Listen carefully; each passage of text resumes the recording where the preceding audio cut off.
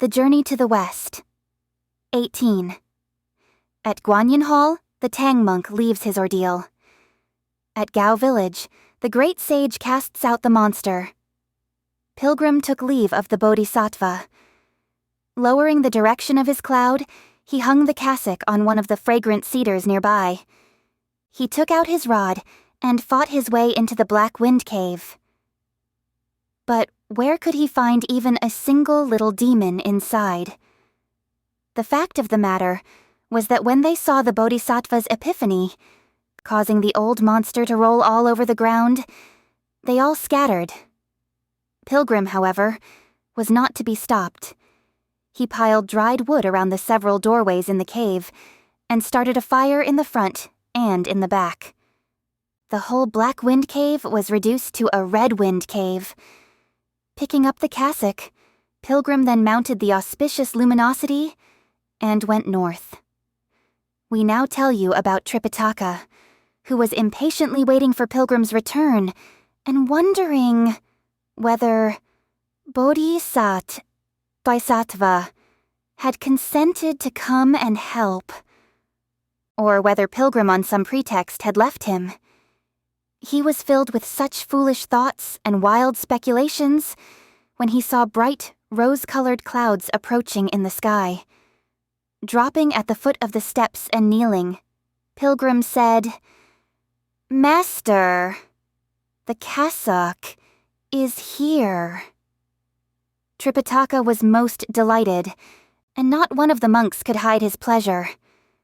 "Good, good," they cried. "Now we've found our lives again." Taking the cassock, Tripitaka said, "Wukong, when you left in the morning, you promised to come back either after breakfast or sometime around noon. Why do you return so late, when the sun is already setting?" Pilgrim then gave a thorough account of how he went to ask for the Bodhisattva's help, and how she, in her transformation, had subdued the monster.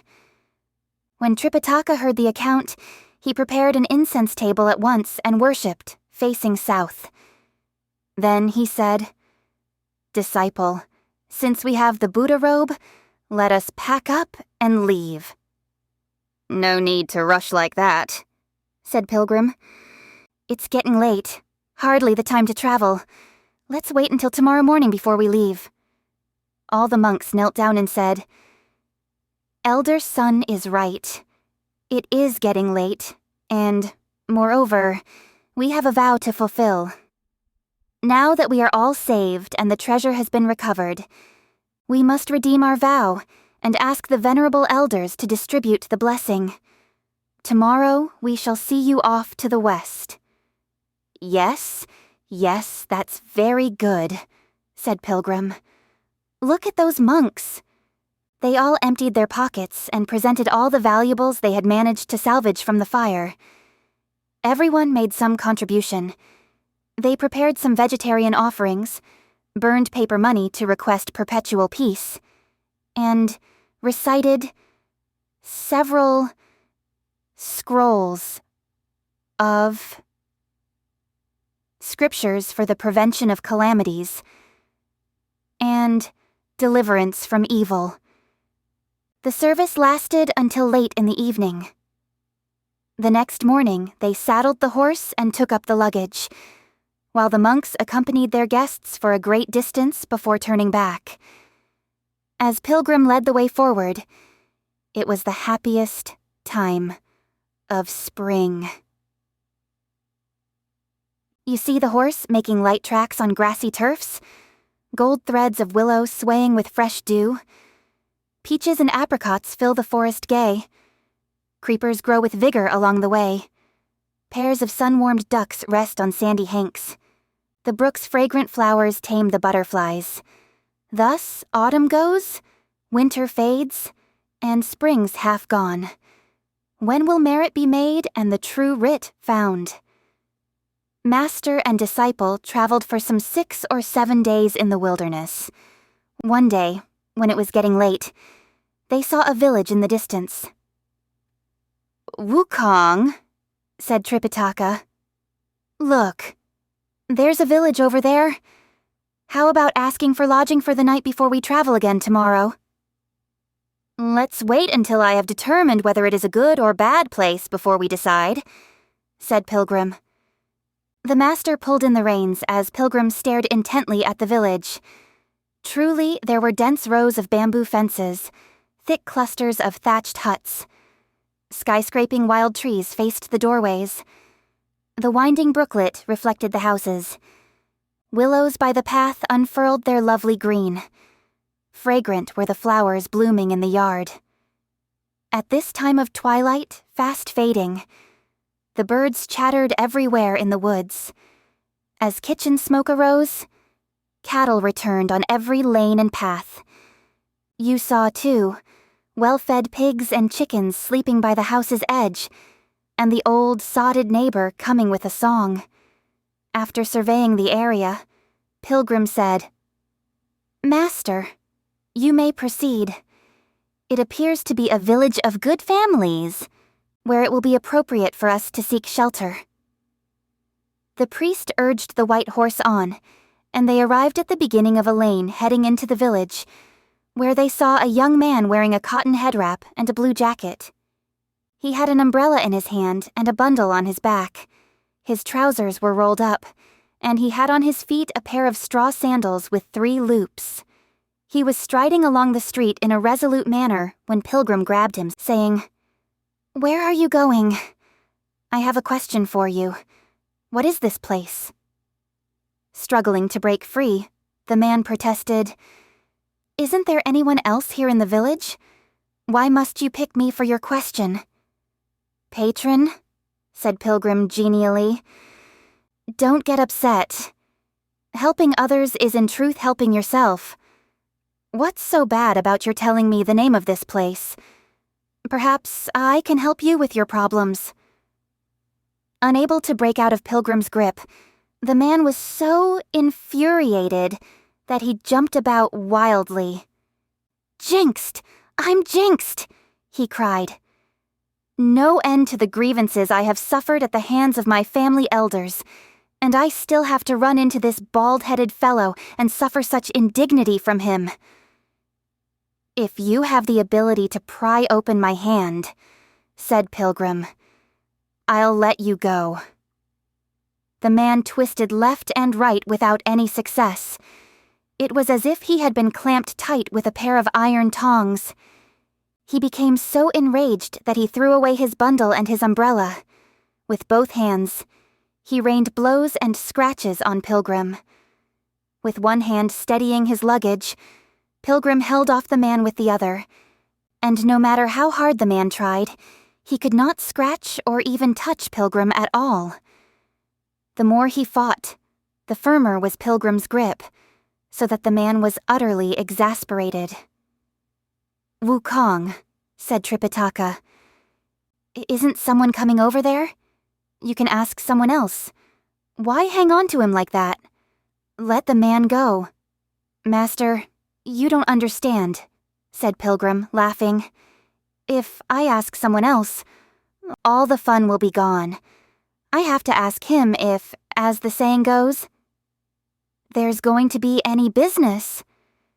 Seeing that it was fruitless to struggle anymore, the man said finally, "This place is called the Mr. Gao village in the territory of the Kingdom of Coco. Most of the families here in the village are surnamed Gao, and that's why the village is so called. Now please let me go." "You are hardly dressed for a stroll in the neighborhood," said Pilgrim. "So, tell me the truth. Where are you going, and what are you doing anyway? Then I'll let you go." The man had little alternative but to speak the truth. "I'm a member of the family of old Mr. Gao, and my name is Gao Kai. Old Mr. Gao has a daughter, his youngest, in fact, who is 20 years old and not yet betrothed. 3 years ago, however, a monster spirit seized her and kept her as his wife. Having a monster as his son-in-law bothered old Mr. Gao terribly. He said, 'My daughter having a monster as her spouse can hardly be a lasting arrangement. First, my family's reputation is ruined, and second, I don't even have any in-laws with whom we can be friends." All that time he wanted to have this marriage annulled, but the monster absolutely refused. He locked the daughter up instead in the rear building and would not permit her to see her family for nearly half a year. The old man, therefore, gave me several taels of silver and told me to find an exorcist to capture the monster. Since then, I have hardly rested my feet. I managed to turn up 3 or 4 persons, all worthless monks and impotent Taoists. None of them could subdue the monster. A short while ago, I received a severe scolding for my incompetence, and with only half an ounce more of silver as a travel allowance, I was told to find a capable exorcist this time. I didn't expect to run into you, my unlucky star, and now my journey is delayed. That's what I meant by the grievances I had suffered in and out of the family. And that's why I was protesting just now. I didn't know you had this trick of holding people, which I couldn't overcome. Now that I have told you the truth, please let me go." "It's really your luck," said Pilgrim. "Coupled with my vocation, they fit like the numbers 4 and 6 when you throw the dice. You needn't travel far, nor need you waste your money. We are not worthless monks or impotent Taoists, for we really do have some abilities. We are most experienced, in fact, in capturing monsters. As the saying goes, you have now not only a caring physician, but now you have cured your eyes as well. Please take the trouble of returning to the head of your family and tell him that we are holy monks, sent by the throne in the land of the East to go worship Buddha in the Western heaven and acquire scriptures. We are most capable of seizing monsters and binding fiends." "Don't mislead me," said Gao Kai, "for I've had it up to here. If you are deceiving me and really don't have the ability to take the monster, you will only cause me more grievances." Pilgrim said, "I guarantee that you won't be harmed in any way. Lead me to the door of your house." The man could not think of a better alternative. He picked up his bundle and umbrella and turned to lead master and disciple to the door of his house. "You 2 elders," he said, "please rest yourselves for a moment against the hitching posts here. I'll go in to report to my master." Only then did Pilgrim release him. Putting down the luggage and dismounting from the horse, master and disciple stood and waited outside the door. Gao Chai walked through the main gate and went straight to the main hall in the center. But it just so happened that he ran right into old Mr. Zhao. "You thick-skinned beast," railed Mr. Gao. "Why aren't you out looking for an exorcist? What are you doing back here?" Putting down his bundle and umbrella, Gao Kai said, "Let me humbly inform my lord. Your servant just reached the end of the street and ran into 2 monks, one riding a horse, and the other hauling a load. They caught hold of me and refused to let go, asking where I was going. At first, I absolutely refused to tell them, but they were most insistent, and I had no means of freeing myself. It was only then that I gave them a detailed account of my lord's affairs. The one who was holding me was delighted, saying that he would arrest the monster for us." "Where did they come from?" asked old Mr. Gao. "He claimed to be a holy monk, the brother of the emperor," said Gao Kai, "who was sent from the land of the East to go worship Buddha in the Western heaven and acquire scriptures." "If they are monks who have come from such a great distance," said old Mr. Gao, "they may indeed have some abilities. Where are they now?" "Waiting outside the front door," said Gao Kai. Old Mr. Gao quickly changed his clothes and came out with Gao Kai to extend his welcome, crying, "Your Grace!" When Tripitaka heard this, he turned quickly, and his host was already standing in front of him. That old man had on his head a dark silk wrap. He wore a robe of Sichuan silk brocade in spring onion white with a dark green sash, and a pair of boots made of rough steer hide. Smiling affably, he addressed them, saying, "Honored priests, please accept my bow." Tripitaka returned his greeting, but Pilgrim stood there unmoved. When the old man saw how hideous he looked, he did not bow to him. "Why don't you say hello to me?" demanded Pilgrim.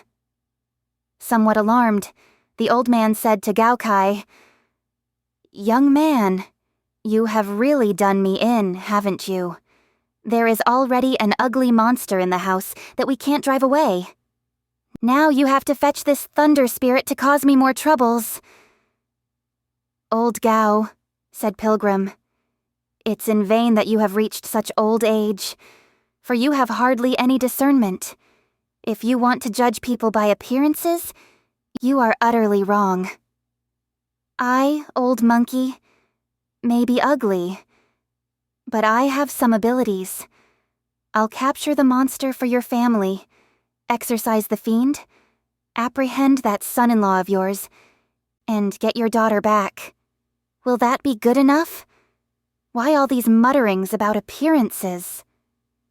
When the old man heard this, he trembled with fear, but he managed to pull himself together sufficiently to say, "Please come in."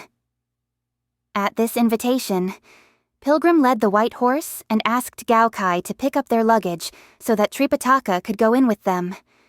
With no regard for manners, he tethered the horse on one of the pillars and drew up a weather-beaten lacquered chair for his master to be seated.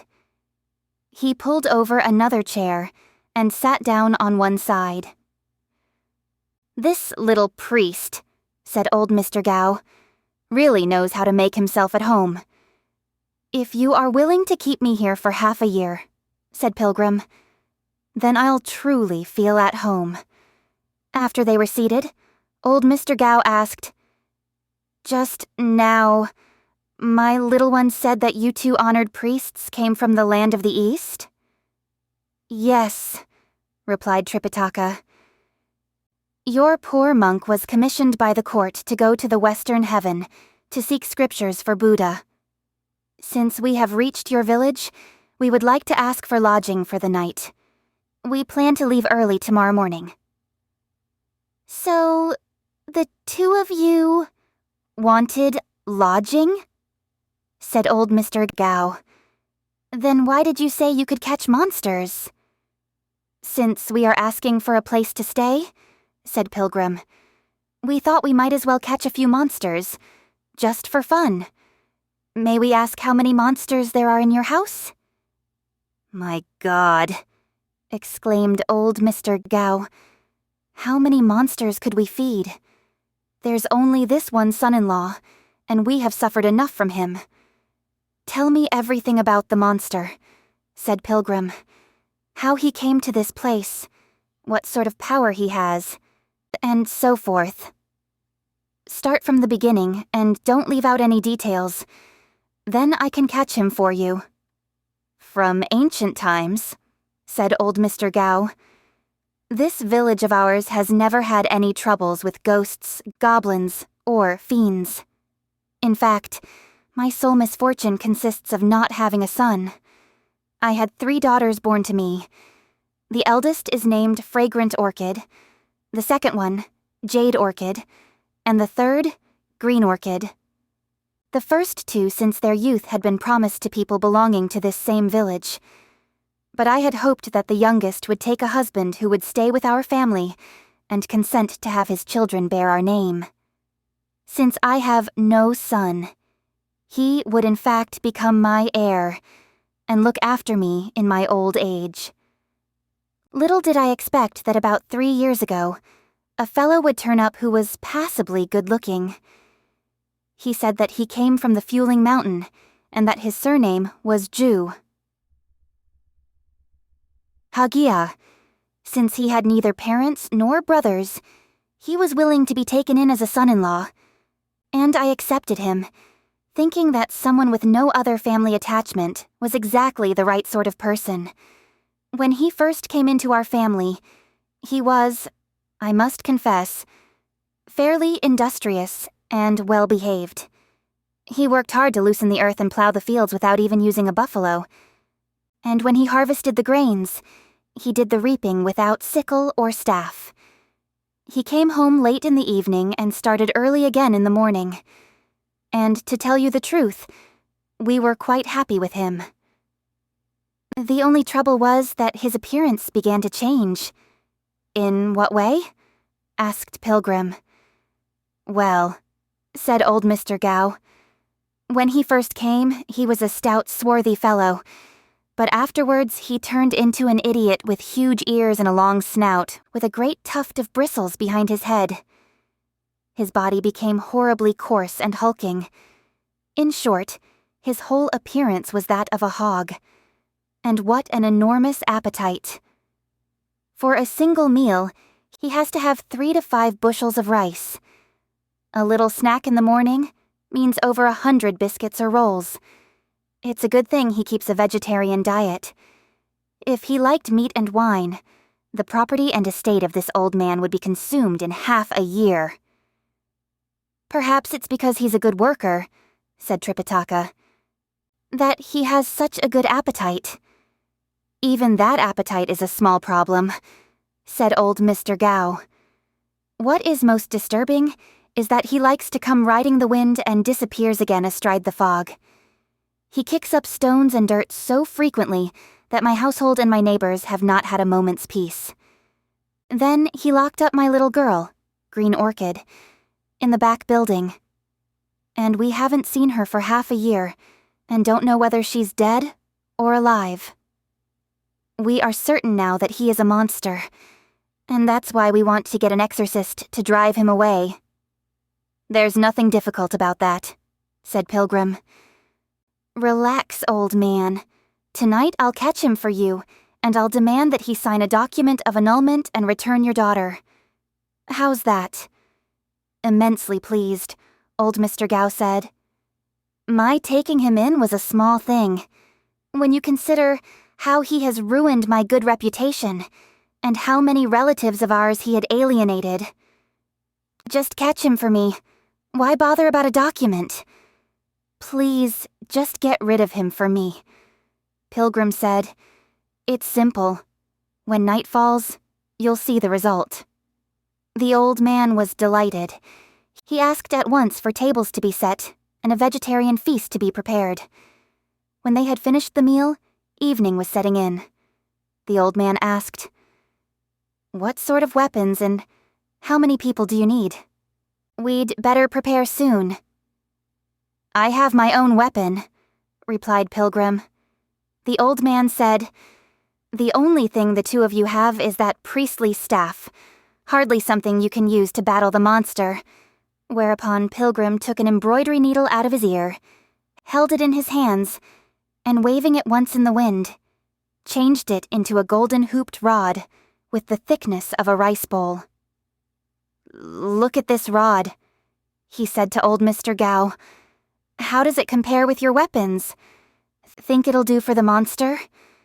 Since you have a weapon, said old Mr. Gao again. Do you need some attendance? No need for any attendance, said Pilgrim. All I ask for is some decent elderly persons to keep my master company and talk with him, so that I may feel free to leave him for a while. I'll catch the monster for you, and make him promise publicly to leave, so that you will be rid of him for good. The old man at once asked his houseboy to send for several intimate friends and relatives, who soon arrived. After they were introduced, Pilgrim said, Master, you may feel quite safe sitting here. Old Monkey is off. Look at him. Lifting high his iron rod, he dragged old Mr. Gao along, saying, Lead me to the back building where the monster is staying so that I may have a look. The old man indeed took him to the door of the building in the rear. Get a key quickly, said Pilgrim. Take a look yourself, said old Mr. Gao. If I could use a key on this lock, I wouldn't need you." Pilgrim laughed and said, "Dear old man, though you are quite old, you can't even recognize a joke. I was just teasing you a little, and you took my words literally." He went forward and touched the lock. It was solidly welded with liquid copper. Annoyed, Pilgrim smashed open the door with one terrific blow of his rod and found it was pitch black inside. "Old Gao," said Pilgrim, "go give your daughter a call and see if she is there inside." Summoning up his courage, the old man cried, "Miss 3?" Recognizing her father's voice, the girl replied faintly, "Papa, I'm over here." His golden pupils ablaze, Pilgrim peered into the dark shadows. "How does she look?" you ask. You see that her cloud-like hair is unkempt and unbrushed. Her jade-like face is grimy and unwashed. Though her nature refined is unchanged, her lovely image is weary and wan. Her cherry lips seem completely bloodless, and her body is both crooked and bent, knitted in sorrow. The moth brows are pallid. Weakened by weight loss, the speaking voice is faint. She came forward, and when she saw that it was old Mr. Gao, she clutched at him and began to wail.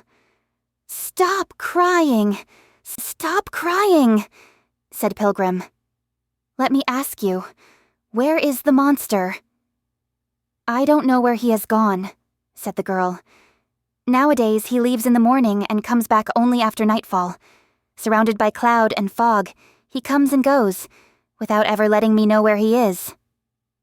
Since he has learned that father is trying to drive him away, he takes frequent precautions. That's why he comes only at night, and leaves in the morning." "No need to talk anymore," Pilgrim said. "Old man, take your beloved daughter to the building in front, and then you can spend all the time you want with her. Old Monkey will be here waiting for him. If the monster doesn't show up, don't blame me.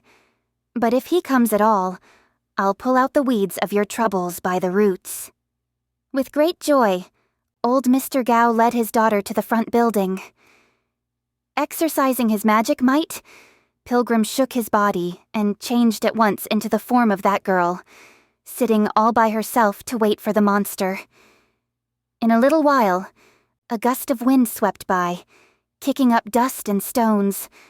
What a wind! At first it was a breeze, gentle and light. Thereafter it became gusty and strong, a light, gentle breeze that could fill the world.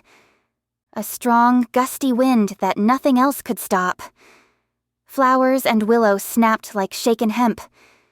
Trees and plants were felled like uprooted crops. It stirred up streams and seas, cowing ghosts and gods. It fractured rocks and mountains, awing heaven and earth. Flower-nibbling deer lost their homeward trail. Fruit-picking monkeys all were gone astray. The 7-tiered pagoda crashed on Buddha's head. Flags on 8 sides damaged the temple's top. Gold beams and jade pillars were rooted up. Like flocks of swallow flew the roofing tiles. The boatman lifted his oars to make a vow, eager to have his livestock sacrificed. The local spirit abandoned his shrine. Dragon kings from 4 seas made humble bows. At sea, the ship of Yaksa ran aground, while half of Great Wall's rampart was blown down. When the violent gust of wind had gone by, there appeared in midair a monster who was ugly indeed. With his black face covered with short, stubby hair, his long snout and huge ears, he wore a cotton shirt that was neither quite green nor quite blue. A sort of spotted cotton handkerchief was tied round his head, said Pilgrim, smiling to himself. "So, I have to do business with a thing like this? Dear Pilgrim." He neither greeted the monster, nor did he speak to him. He lay on the bed instead, and pretended to be sick, moaning all the time. Unable to tell the true from the false, the monster walked into the room, and grabbing his spouse, he at once demanded a kiss. "He really wants to sport with old monkey," said Pilgrim, smiling to himself. Using a holding trick, he caught the long snout of that monster and gave it a sudden, violent twist, sending him crashing to the floor with a loud thud. Picking himself up, the monster supported himself on the side of the bed and said, "Sister, how is it that you seem somewhat annoyed with me today? Because I'm late, perhaps?" "I'm not annoyed," said Pilgrim. "If not," said that monster, "why did you give me such a fall?" "How can you be so boorish?" said Pilgrim, "grabbing me like that and wanting to kiss me. I don't feel very well today. Under normal conditions, I would have been up waiting for you and would have opened the door myself. You may take off your clothes and go to sleep." The fiend did not suspect anything, and took off his clothes. Pilgrim jumped up and sat on the chamber pot, while the fiend climbed into bed. Groping around, he could not feel anyone and called out, "Sister, where have you gone? Please take off your clothes and go to sleep." "You go to sleep first," said Pilgrim, "for I have to wait until I've dropped my load." The fiend indeed loosened his clothes and stayed in bed. Suddenly, Pilgrim gave out a sigh, saying, "My luck's pretty low." "What's bothering you?" said the monster. "What do you mean? Your luck's pretty low. It's true that I have consumed quite a bit of food and drink since I entered your family. But I certainly did not take them as free meals. Look at the things I did for your family. Sweeping the grounds and draining the ditches, hauling bricks and carrying tiles, building walls and pounding mortar, plowing the fields and raking the earth, planting seedlings of rice and wheat. In short, I took care of your entire estate. Now what you have on your body happens to be brocade, and what you wear as ornaments happens to be gold. You enjoy the flowers and fruits of 4 seasons, and you have fresh vegetables for the table in all 8 periods. Whatever makes you so dissatisfied that you have to sigh and lament, saying your luck's pretty low?" "It isn't quite as you say," said Pilgrim. "Today my parents gave me a severe scolding over the partition wall, throwing bricks and tiles into this place." "What were they scolding you for?" asked the monster. Pilgrim said, "They said that since we have become husband and wife, you are in fact a son-in-law in their family, but one who is completely without manners. A person as ugly as you is unpresentable. You can't meet your brothers-in-law, nor can you greet the other relatives. Since you come with the clouds and leave with the fog, we really don't know what family you belong to and what your true name is. In fact, you have ruined our family's reputation and defiled our legacy. That was what they rebuked me for, and that's why I'm upset." "Though I am somewhat homely," said the monster, "it's no great problem if they insist on my being more handsome. We discussed these matters before when I came here, and I entered your family fully with your father's consent. Why did they bring it up again today? My family is located in the Cloudy Paths Cave of Fueling Mountain. My surname is based on my appearance. Hence, I am called Ju, Hog, and my official name is Gangly, Stiff Bristles. If they ever ask you again, tell them what I have told you." "This monster is quite honest," said Pilgrim to himself, secretly pleased. "Without torture, he has already made a plain confession. With his name and location clearly known, he will certainly be caught, regardless of what may happen." Pilgrim then said to him, "My parents are trying to get an exorcist here to arrest you." "Go to sleep! Go to sleep!" said the monster, laughing. "Don't mind them at all.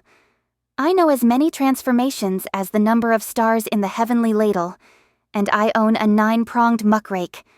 Why should I fear any exorcist, monk, or Taoist priest.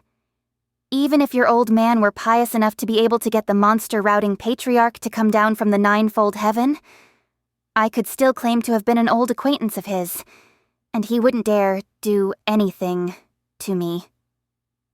But they were saying that they hoped to invite someone by the name of Sun, said Pilgrim. The so-called Great Sage, equal to heaven, who caused havoc in the Celestial Palace 500 years ago. They were going to ask him to come catch you. When the monster heard this name, he became rather alarmed. If that's true, he said. I'm leaving. We can't live as a couple anymore. Why do you have to leave so suddenly? Asked Pilgrim. You may not know, said the monster, that ban-horse plague who caused such turmoil in heaven has some real abilities. I fear that I am no match for him, and losing my reputation is not my form. When he had finished speaking, he slipped on his clothes, opened the door, and walked right out. Pilgrim grabbed him, and with one wipe of his own face he assumed his original form, shouting, "Monster, where do you think you're going? Take a good look and see who I am."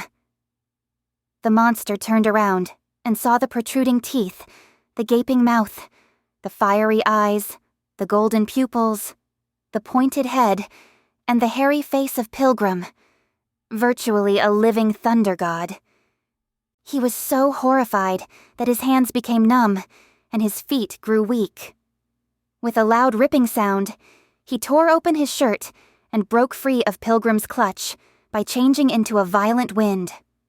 Pilgrim rushed forward and struck mightily at the wind with his iron rod. The monster at once transformed himself into myriad shafts of flaming light and fled toward his own mountain. Mounting the clouds, Pilgrim pursued him, crying, "Where are you running to? If you ascend to heaven, I'll chase you to the palace of the pole star, and if you go down into the earth, I'll follow you into the heart of hell." Good heavens. We do not know where the chase took them to, or what was the outcome of the fight. Let's listen to the explanation in the next chapter.